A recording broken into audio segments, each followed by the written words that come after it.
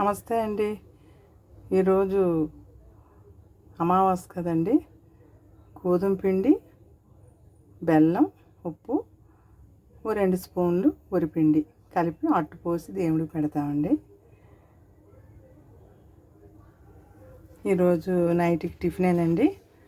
Tiffin ఈరోజు మరి చేయలేదండి. టిఫిన్ తెప్పించుకున్నాము.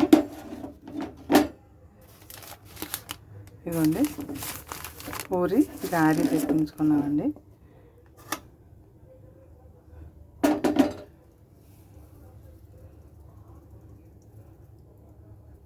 మీరు కూడా ఏం పెడతారో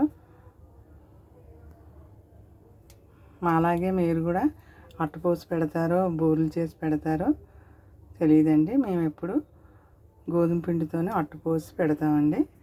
ఉగాది రోజు ఏదైతే అది వండుకుంటామండి పిండి వంటలు.